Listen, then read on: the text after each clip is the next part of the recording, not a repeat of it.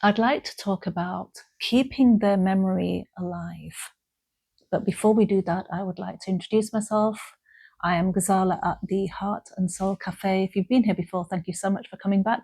And if you're here for the first time, you're very, very welcome. So keeping their memory alive. Most of you who watch my videos know that I very sadly lost my son over 4 years ago. It's been 4 years and 3 months now.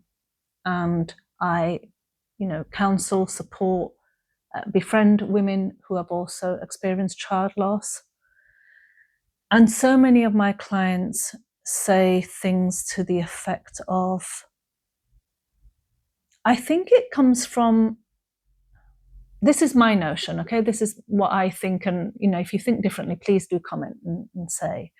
But I think that a lot of women that I support feel that if they don't start functioning, if their grief is stopping them from functioning, that is their way of keeping their child's memory alive.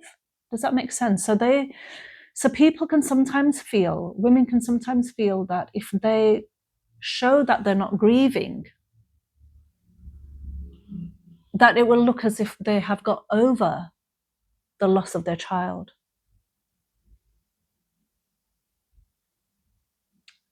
And, I can empathize with people, and I can understand that in some cultures, it's very much, grief is something that's shown. So if someone comes to, I remember when I lost my son, that some people came to the house to pay their respects, and they started crying, and, more than I was crying. And it made me feel uncomfortable. And I sort of understood that, okay, it's where, in some cultures, in some families, they may show their grief that way, or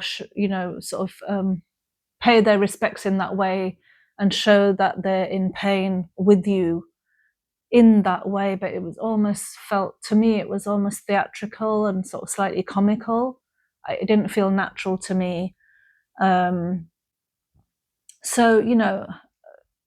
we can have different ideas, but I don't think we should judge anyone. And I certainly don't hold people to, I don't sort of start judging people that, that they shouldn't do this or shouldn't do that, because people do what they think that they should be doing, or what they've learned in their life. Usually it's a reflection of what they've picked up and what they've learned in their life.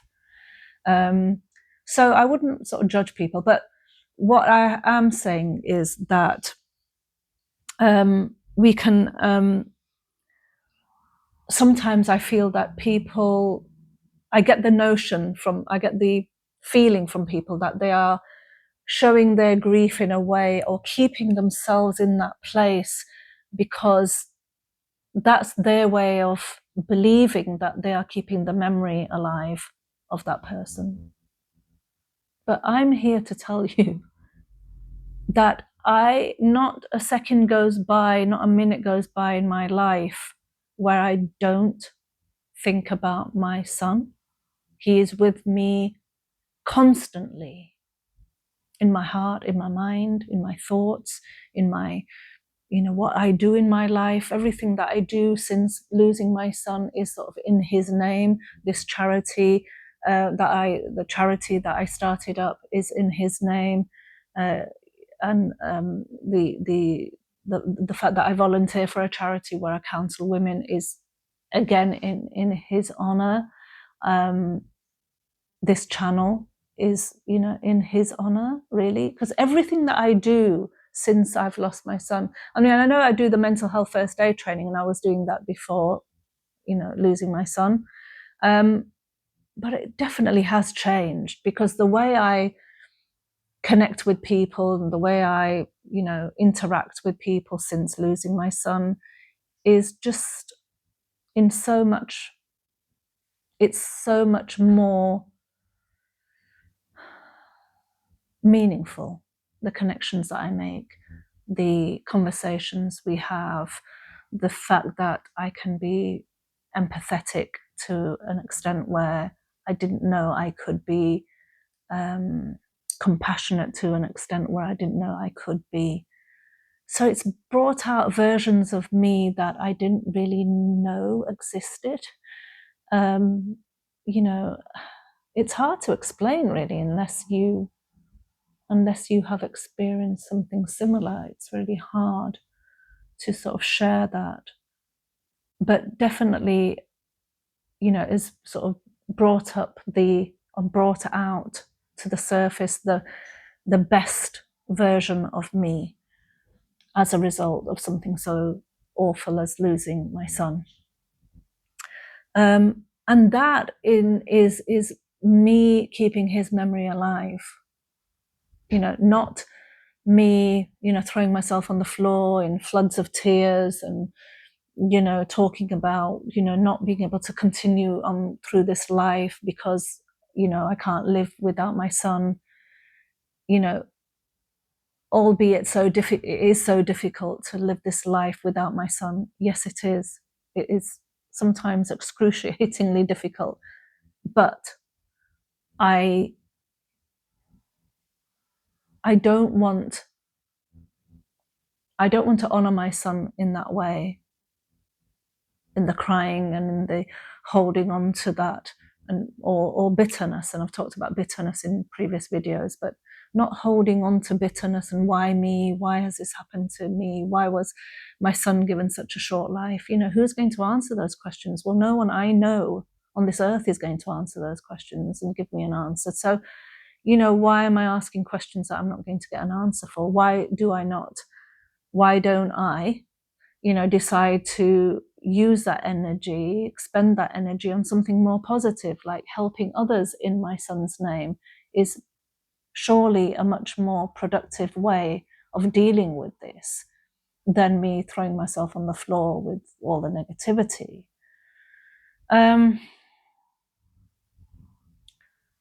So I'm not judging anyone else and how they are grieving. It's not my place to judge anyone or say this is the right way or the wrong way. There isn't a right or wrong way to grieve.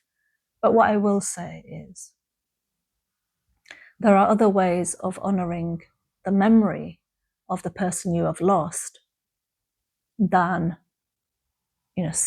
sitting in a quiet and darkened room thinking about that person, all day, every day. That isn't really going to help them or you or anyone else in that.